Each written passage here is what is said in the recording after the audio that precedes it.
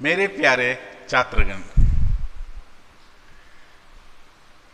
नवीं कक्षा के तृतीय भाषा हिंदी कक्षा में आप सबको स्वागत है। बच्चों,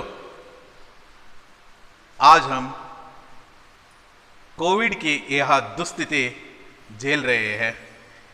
इसके बीच में हम ई क्लास का एक नया माध्यम अपनाए हैं। इसके जरिए हम कक्षा को आगे बढ़ाने की कोशिश में हैं। आप सभी एक लंबी छुट्टी में हैं। आज हम नवीं कक्षा के प्रथम कक्षा में यानी पहली कक्षा में आप सबको स्वागत कर रहा हूं।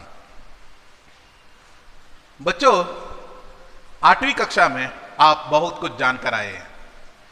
8वीं कक्षा के बहुत सारे विषय आपको अभी तक याद है, ऐसा मैं मानता हूं।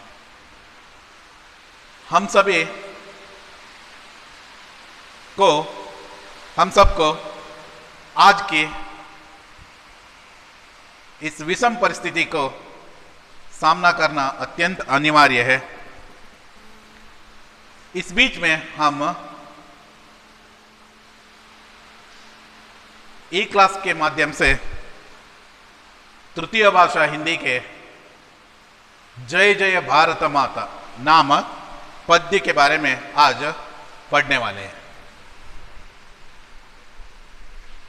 जय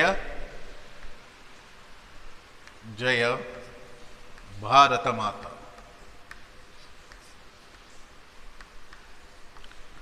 जय जय भारत माता पद्य ही कहते हैं। पद्य की विशेषता क्या है? नाम आपको संबोधित कर रहा है कि इस पद्य में आखिर क्या हो सकते हैं। यह पद्य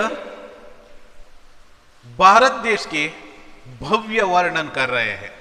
यहाँ का सौंदर्य, यहाँ के प्राकृतिक सन्निवेश, यहाँ के लोगों के बीच में रहने वाले मिलजुल कर रहने की भावना, ये सभी इस पद्य के माध्यम से हम जानने वाले हैं। बच्चों, इसका कवि है मैथिली शरण गुप्त जी। मैथिली शरण गुप्त जी, प्लीज देखिए। मैथिली शरण गुप्त जी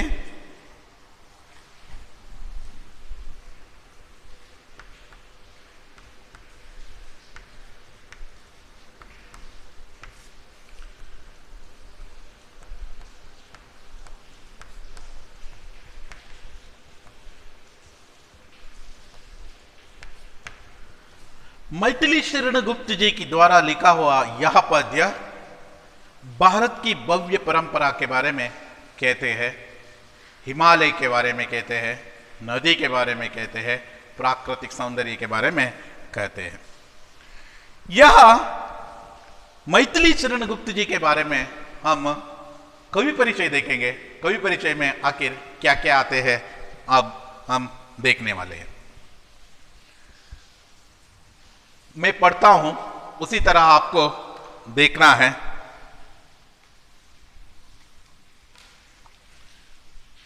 पेज नंबर 6, कवि परिचय। राष्ट्रकवि मैथिली शरण गुप्त जी 1886 में जन्म और 1964 में इसका मृत्यु। 1886 का जन्म चिरगांव झांसी जिला उत्तर प्रदेश में हुआ। इनके पिता श्री सेठ रामचरण भी ब्रजभाषा के कवि थे। आचार्य महावीर प्रसाद द्विवेदी जी आपके साहित्यिक गुरु थे। आपने प्रबंध काव्यों तथा खंड काव्यों की रचना की है। खड़ी बोली की विकास में गुप्त जी का योगदान अनन्यतम है। साहित्य सेवा के सम्मानार्थ सन 1961 यानी 1961 में उन्हें पद्म भूषण उपाधि मिली थी। साकेत महाकाव्य पर आपको गंगा प्रसाद पारितोषिक मिला था। आप राज्यसभा के मनोनीत सदस्य रहे। पंचवटी, जयद्रथ वध, रंग में भंग, भारत भारती, अनग, नहुष आदि आपकी महत्वपूर्ण कृतियां हैं। आपकी भाषा सरल, सरस और शैली रोचक है। इनकी मृत्यु 1964 में हुआ। मैथिली शरण गुप्त जी के कवि परिचय संक्षिप्त रूप में देखेंगे। प्लीज देखिए। जन्म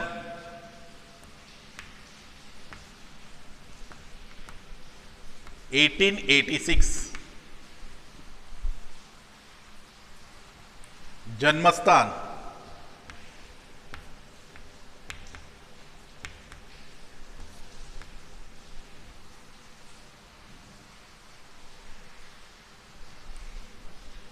चिरगांव,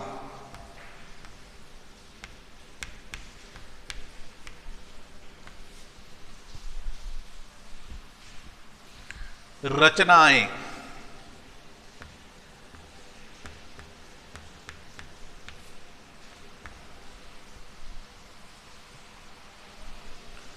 पंचवटी,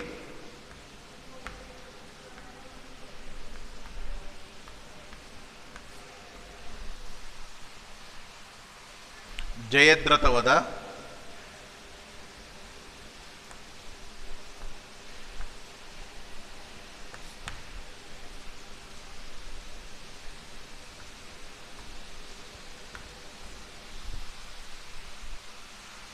भारत भारती,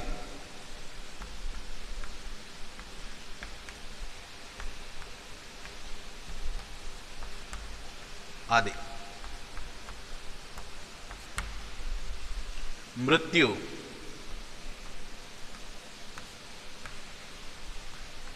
1964। बच्चों, मैथिली शरण गुप्त जी को राष्ट्रकवि नाम से संबोधित किया है। इसका तात्पर्य यह है कि जिस तरह हमारी कन्नड़ के कवि कुवेंपु को राष्ट्रकवि नाम से सम्मानित किया है, वैसे ही मैथिली शरण गुप्त जी के अप्रतिम काव्य शैली तथा अप्रतिम साहित्य सेवा के कारण से उन्हें राष्ट्रकवि नाम से भी जाने जाते हैं। इनकी बहुत सारे रचना हैं, देश पर वर्णन किया हुआ है और साथ ही साथ धार्मिक विचारों पर भी मद्देनजर रखे। पंचवटी नामक के पद्य अत्यंत महत्वपूर्ण कृतियों में एक माना जाता है। इनके पद्य में, इस पद्य में चारु उनके रचनाएं ऐसे हैं। चारु चंद्र की चंचल किरणें खेल रही है जलतल में, स्वच्छ चांदनी बिछी हुई है अवनी और अंबर तल में। देखिए, यह पंचवटी का अद्भुत वर्णन है। किस तरह वह पंचवटी सौंदर्य के बारे में वह कहते हैं। उसी तरह जिस तरह पंचवटी का वर्णन हुआ है, उसी तरह जय जय भारत माता में कवि मैथिली शरण गुप्त जी भारत मां की वर्णन किया है। भारत मां की वर्णन अद्भुत तरीके से किया है। इसके विवरण हम आज इस कक्षा में चर्चा करने वाले हैं, देखेंगे। इससे पहले शब्दार्थ देखेंगे। देखिए, हिया, हिया हृदय, छाती,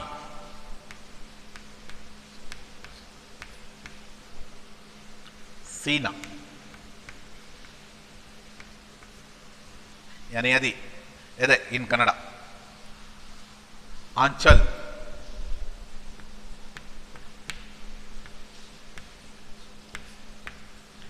दामन, इन कन्नड़ा सेरगु कहते हैं ना, वैसे नाता,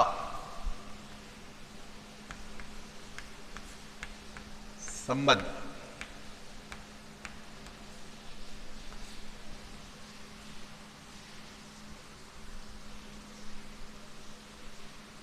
यश, कीर्ति।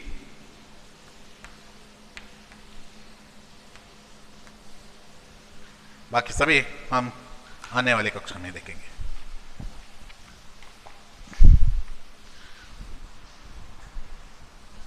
पद्य का आशय देखेंगे। पद्य में कवि क्या कहना चाहते हैं? पद्य में कवि क्या कहना चाहते हैं? देखिए, कवि इस कविता में भारत माता का गुणगान कर रहे हैं। कवि इस कविता में भारत मां का गुणगान कर रहे हैं। कवि प्रार्थना कर रहे हैं कि इस देश के पावन आंगन में अंधेरे हटे, ज्ञान मिले, सब लोग मिलजुल कर भारत माता के यश की गाथा गाए। यही इसका सारांश है। हर एक प्यारा में इसके सारांश देखेंगे हम। देखेंगे, एक बार पद्य पढ़ लेता हूं, देख लीजिए, ध्यान से देखिए प्लीज। पेज नंबर 5 यानी पयो। देखिए, जय जय भारत माता, ऊंचा हिया हिमालय तेरा, उसमें कितना स्नेह भरा, दिल में अपने आग दबाकर रखता हमको हरा भरा, सौ सौ सोतों से बह बह कर हे पानी फूटा आता, जय जय भारत माता। कमल खिले तेरे पानी में, धरती पर है आम पले, इस दानी आंचल में देखो कितनी सुंदर भाव पले, बाई बाई मिल रहे सदा ही, टूटे कभी न नाता, जय जय भारत माता। तेरी लाल दिशा में ही मां, चंद्र सूर्य चिरकाल रहे, तेरे पावन आंगन में अंधकार हटे ज्ञान मिले, मिलजुल कर ही हम सब गाए तेरी यश की गाथा, जय जय भारत माता। सुंदर है, अद्भुत तरीके से कवि इसका वर्णन किया है। बच्चों, इस पद्य के पहला प्यारा 3 स्टांजों में और 3 पंक्तियों में, पहला पंक्ति है ना, अत्यंत महत्वपूर्ण है। यह आपके लिए कंठपाठ के लिए भी है। ध्यान रखिए, पहला पंक्ति कंठपाठ के लिए है। लगभग 8 लाइन है। पहले 8 जो पंक्तियां और नहीं तो चरण आपके लिए कंठस्थ करना है। कंठस्थ करना अत्यंत अनिवार्य मानता हूं।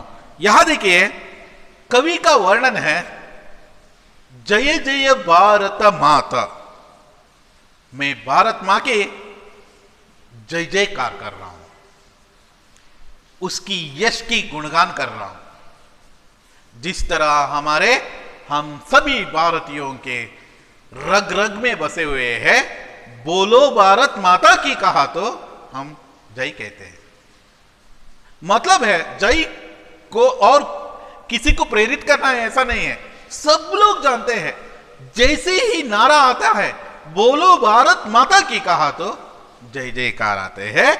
उसी तरह यहां कवि जय जय जयकार कर रहा है, भारत मां की जय जयकार कर रहा है। भारत मां के भव्य वर्णन इस पद्य में हम देखते हैं। देखिए, वह कहते हैं, कवि मैथिली शरण गुप्त जी कहते हैं, ऊंचा हिया हिमालय तेरा, ऊंचा हिया हिमालय तेरा, ऊंचा है, क्या है? हिया है। हिया यानी यहां देखिए, हिया मतलब हृदय है। हिमालय तुम्हारी यह इसकी हृदय बहुत ऊंचा है, बहुत जो ऊंची जो हृदय तुम हो। ऊंचा हिया हिमालय तेरा, हिमालय की जो हृदय सबसे विशाल है। जिस तरह हिमालय है उसकी जो आकार से भी बड़ा है, विस्तार से भी बड़ा है, उसी तरह हिमालय की हृदय भी बहुत जो बड़ा है। उसमें केवल बड़ा मात्रा में उसकी हृदय नहीं है, उसमें बहुत स्नेह भरा है। जिस तरह हिमालय भारत देश के द्वारपाल यानी पहरेदार की काम करते हैं, उसी तरह इस हृदय में बहुत स्नेह है। स्नेह भाव से सबको देख रहे हैं।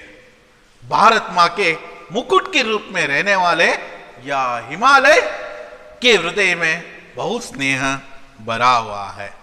दिल में अपने आग दबाकर इसके जो अंदर, इस भारत मां के जो हृदय के अंदर, नहीं तो भूमि के अंदर बहुत आग है। जैसे आप भूमि के अंदर तक पहुंचे तो वहां बहुत बड़ा ज्वालामुखी यह सभी संग्रहित है। यहां अंदर आग रखकर भी, अंदर की जो आग रहते हुए भी दिल में अपने आग दबाकर रखता हमको हरा भरा।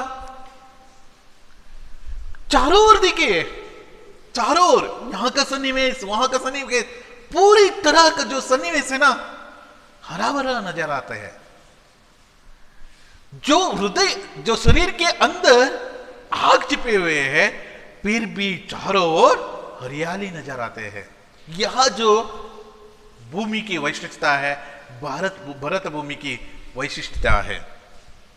दिल में अपने आग दबाकर रखता हमको हरा भरा, सौ सौ सोतों से बह बहकर। एक नदी नहीं है, भारत देश में बहुत सारे जो कहे ना नदियां हैं, जैसे गंगा, यमुना, ब्रह्मपुत्र, कृष्णा, गोदावरी, कावेरी, नर्मदा, सिंधु, बहुत सारे, बहुत हमारे जो उडुपी में जो बहने वाले स्वर्ण नदी, बहुत सारी नदियां ऊपर से बहुत दूर से बहते बहते हुए समुद्र तक आते हैं, समुद्र में आकर मिलते हैं।